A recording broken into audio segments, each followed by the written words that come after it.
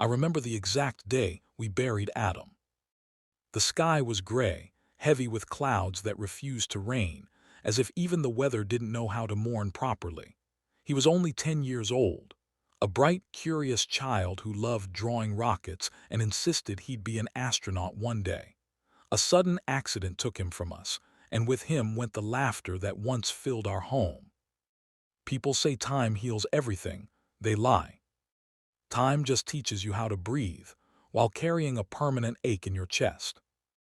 My wife, Sarah, never truly recovered. She moved through life like a ghost after Adam's funeral, and 5 years later cancer took her too. After that, it was just me, an aging man in a quiet house filled with memories that refused to fade. For 20 years, Adam existed only in photo frames and the occasional dream that left me waking up with tears on my pillow. Until last month. It was a Thursday evening. I was sitting in my living room watching an old game show I didn't really care about when my phone buzzed on the coffee table. I almost ignored it. Most calls these days were spam or telemarketers. But something made me glance at the screen.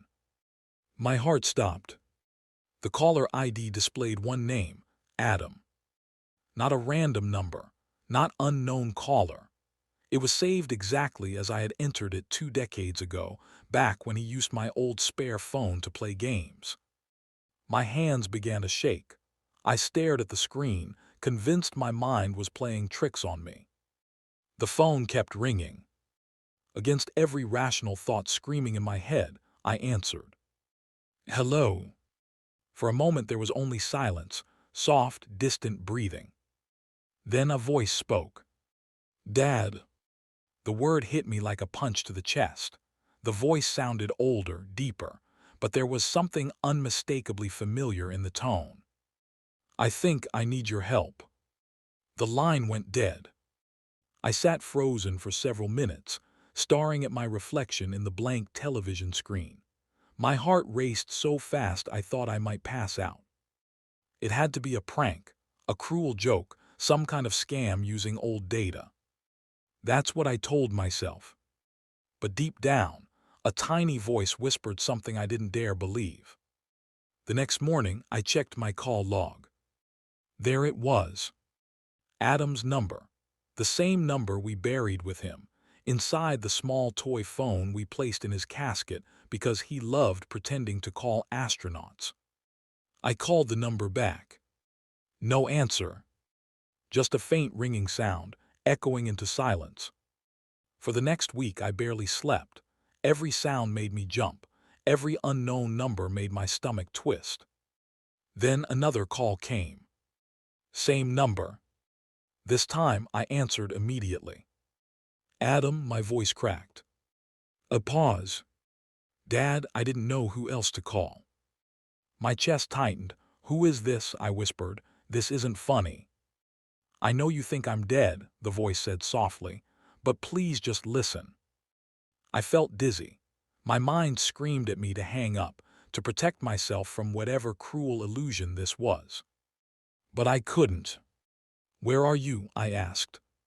The voice gave me an address, an old industrial area on the outskirts of the city. Please come alone, he said. I'll explain everything. The call ended before I could say anything else. I should have called the police. I should have told someone. Instead, 2 days later, I found myself driving through empty streets toward a crumbling warehouse district, my hands gripping the steering wheel so tightly my knuckles turned white. The address led me to a rusted building covered in faded graffiti. Broken windows stared at me like hollow eyes. I sat in the car for several minutes, debating whether to leave. Then I saw him. A man stepped out from the shadows near the entrance. He looked to be around 30 years old, tall, thin, wearing a worn leather jacket. He hesitated before walking toward my car. As he came closer, my breath caught in my throat. His eyes. They were Adam's eyes. Same deep brown color, same slight tilt at the corners, same nervous habit of rubbing the back of his neck when he felt uncertain. I stepped out of the car slowly. Neither of us spoke for a long moment. Finally, he said, "Hi, Dad." My legs felt weak. This isn't possible. "I know," he said quietly, "but it's true." I wanted to believe him. Every broken piece of my heart wanted to run forward and embrace him. But 20 years of grief had built walls around my soul. "Prove it," I said. He nodded slowly and began listing things only Adam would know. Small memories no outsider could possibly guess. The secret nickname Sarah used when she tucked him into bed. The time we got lost during a camping trip because I refused to ask for directions. The birthday cake he dropped on the floor and cried over for hours. Each detail chipped away at my disbelief. Tears blurred my vision. "But we buried you," I whispered. "I saw the body." He looked down. "That's what they wanted you to think." Over the next hour, sitting on cracked concrete steps, he told me a story that sounded like something out of a nightmare. The accident that supposedly killed him had been staged. A private research group had been conducting illegal experiments involving children with rare neurological traits. Adam had been one of them, taken under the guise of emergency medical care after the crash. The body in the coffin had been someone else. "They told me you'd be safer if you believed I was dead," he said. "They kept us isolated, trained us, tested us." My mind struggled to process the words. "Why now?" I asked. "Because I escaped," he said. "A few months ago. I've been hiding ever since, but they're still looking for me and I didn't know who else I could trust." I stared at him, this stranger who was somehow my son. Part of me wanted to reject everything, to walk away and preserve the memory of the child I lost. But another part, the part that never stopped loving him, felt something awaken. Hope, fear, and a deep, aching need to protect him again. "What do you need from me?" I asked. He hesitated. "A place to stay just for a while, and maybe a chance to be your son again." The words shattered whatever walls I had left. I pulled him into a hug. He felt real, warm, alive. We both cried like 20 years of pain were finally breaking free. The weeks that followed were strange and beautiful and terrifying all at once. Having him in my home felt like stepping into an alternate reality.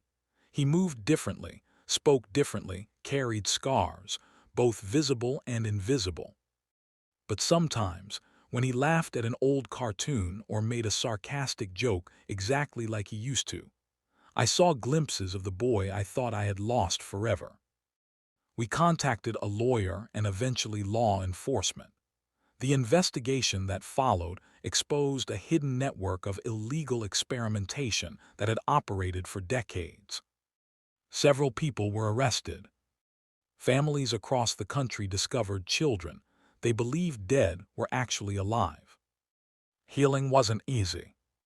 There were nightmares, therapy sessions, moments where I wondered if I was strong enough to face the complicated truth replacing my old grief. One evening, about a month after he came home, we sat on the porch watching the sunset. "I know I'm not the same kid you remember," he said quietly. I smiled, "Neither am I." He laughed softly. We sat in comfortable silence before he spoke again. "Do you ever wish things had stayed the way they were, that you never got that call?" I looked at him, the man my son had become, shaped by pain and resilience. For a moment, I thought about the quiet life I used to have, the simple certainty of believing he was gone. Then I shook my head. "Losing you once almost destroyed me," I said. "Getting you back, even in a different form, is the greatest gift I could ever receive." His eyes filled with tears. "Thanks for answering the phone, Dad." I squeezed his shoulder gently. "Thanks for calling." The past can never truly be erased. There are still days when grief and anger creep in, reminding us of everything stolen from our lives. But there are also new memories now, late-night conversations, shared meals, Small jokes that make the house feel alive again. 20 years ago, I buried my son. Last month, he called me from the dead.